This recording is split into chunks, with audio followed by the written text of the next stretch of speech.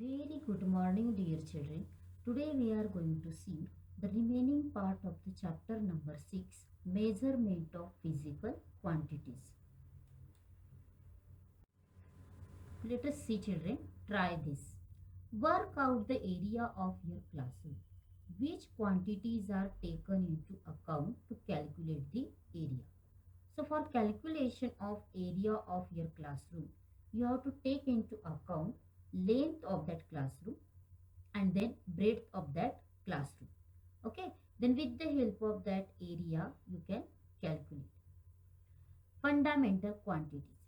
It is enough to select a few out of many quantities and standardize their units. You can see from the above examples that units of the quantities length and time need to be standardized. So such quantities are called as fundamental quantities and their units are called as standard units.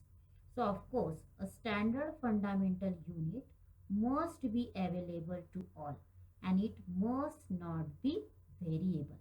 So this standard fundamental unit is available to all and it must not be variable, means it will not change. Now let us see, children, international system of units. So an international system of units based on 7 fundamental units called the System International, that is SI, and is currently used all over the world. So it is also called as the metric system. So the names and symbols of the units of the fundamental quantities, that is length, time and mass in this system are given in the following table. So let us see quantities, their units and symbol. So quantity is there, that is length. Name of the unit is meter. So symbol is m, that is small m. Second quantity, that is mass. Mass we can measure in kilogram. So unit of mass will be kilogram. Symbol for this unit, that is kg. Then next quantity is time. Name of this unit is second and symbol for this unit is small s. Now let us see, children, standards of the fundamental quantities. As the standard of mass, a solid cylinder made up of platinum or iridium alloy. So there are platinum or iridium alloy that is kept in the International Bureau of Weights and it measures at the Paris. So here platinum and iridium alloy. Alloy means the substances or the elements which can be made up from two or more metals or two metals and one non-metal, that is called as alloy. As per the international agreement, this mass is called as 1 kilogram and officially accurate copies of this prototype, okay, means same copies of this accurate copies of this all the mass or all the units or all the fundamental quantities that is kept in standardizing laboratories or institutes all over the world, so that these quantities, fundamental quantities, this whichever quantities are there all the standards should be same only everywhere. So two fine lines are engraved on a platinum iridium bar kept in the International Bureau of Weights and it measures at the Paris. So the distance between these two lines is accepted as the standard meter. Now these accurate copies of this prototype are made and distributed to standardizing laboratories or institutes all over the world. So the time required for one revolution of the earth is measured by means of an accurate device. So for required, this time is required for this one revolution of the earth, that is measured by means of this accurate device only, because whichever revolution time is there for this earth, that is same only everywhere. So this time is taken as 24 hours and to standardize this 1 second, 1 hour is considered to have 60 minutes and 1 minute, that is 60 seconds. Now let us see, find out what is an atomic clock, where is it kept. So atomic clock is a device that works with highest accuracy. Its work is dependent on the vibrations of atoms and molecules. The functioning is due to molecular system of cesium or ammonia. This atomic clock in Mumbai is in National Physical Laboratory, and that is in New Delhi. So there is one of the atomic clock that is available in Mumbai in National Physical Laboratory, that is also in New Delhi. Okay, so there is a functioning based on the molecular system of cesium or ammonia. Cesium or ammonia, these are the elements, and on this National Physical Laboratories, this atomic clock works. Now second is, how is the velocity of light used for determining the standard meter? So the light ray passes through a vacuum at the velocity of 1 upon 299,792,458 seconds, and this distance is called as 1 meter. Means the light ray travels 299,792,458 meters in 1 second, and in this way velocity of light is used for determining the standard meter, and in this way this velocity of light we can use for determining the standard meter. Now let us see children, great scientist.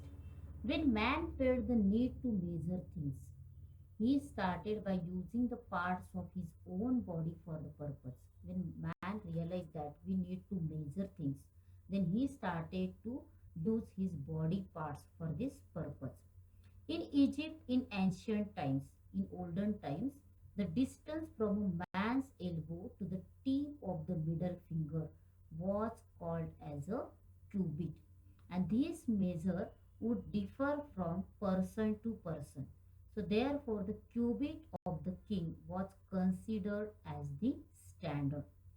In olden times, we weighed gold in a unit that is called as gunj. An hourglass was used for measuring time. Have you seen this? So this hourglass you can see in the following picture children. You can see that there is an hourglass, and from that hourglass there is a coming of this sand, and when this sand will come, according to that coming sand, peoples were measuring the time with the help of this hourglass. Now identify the wrong methods of measurement shown in the picture and explain why they are wrong. So in the first picture, the measurement is taken by hand, and this method is inaccurate and wrong because everyone's hand is not coming same, and due to that this method is wrong. In the second method, the liquid is poured from one glass to other, so there is no accuracy of measurement in this process. In the third picture, you can see there is a double pan balance which does not have a central indicator, and there is a picture of ruler also, but both of them do not have 0 mark on them, and due to that all these things there is no standard because all these things are wrong only or inaccurate only. Now let us see children, what is the importance of accurate measurement. So how accurate a measurement must be depends upon its purpose. Now accordingly an appropriate device has to be used for this measurement. So measurement of substances that are precious of great importance and is used in very small quantities is done meticulously and accurately. Okay, so all these small things we have to do very carefully and accurately. So due to advancement in technology, devices that measure very small quantities like distance, mass, time and temperature are nowadays available. But sometimes this distance and time in connection with very important in sports competition. Then mass of gold, for measuring the mass of gold, and in determining the result of sport competition, or for measuring body temperature, this distance and time is very important. Now let us see children, major causes of errors in measurement. Now there are two major causes of errors in measurement. First is not using the appropriate device, and second one is not using the device properly. So make a list of possible errors other than this, and you have to make the list of this possible error other than all this. So do you really get as many liters of petrol as the petrol pump indicate? So sometimes we are getting less petrol also, whichever that petrol pump indicates. So to ensure this, it is necessary to check it against a standard measure from time to time. And to ensure these things, we have to necessary, or we, that is essential to check all these measures with standard, and this is called as standardization. So similarly, it is necessary to standardize the weights and measures used in the market.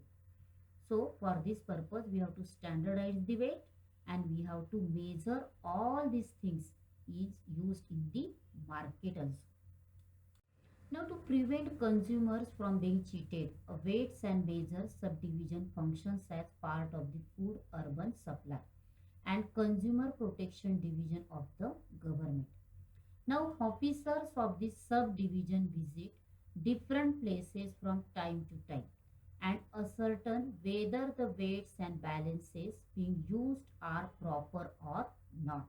Whether these all the places they are using weights and balance properly or not. For this there are some subdivisions. It is binding by law to use standard weights and measures. So we have to use always standard weights and measures. It is also a function of weights and measures subdivision to grant license for the production, sales and repair of weights and measures. So for the production, sale and repair of this weights and measure, we have to take proper license. So for this weights and measure subdivisions will be there, and they are giving proper license for this production, sales and repair of weights and measures also. Now during the rainy season, you might have heard, children, news regarding how much water is collecting in the dam, how much water is being released, and about the present stock of water in the dam. So do you know the following terms in this connection? So 1 TMC is the word you might have heard. So what is the meaning of 1 TMC? So 1 TMC means 1000 million cubic feet, and this 1 cubic foot means 28.317 liters, and 1 TMC is equal to 28316,846,592 liters. That is about 28.317 thousand million liters, and that will be about 28.317 thousand million liters. That is called as 1 TMC. Thank you, children, for watching the video and for your attention.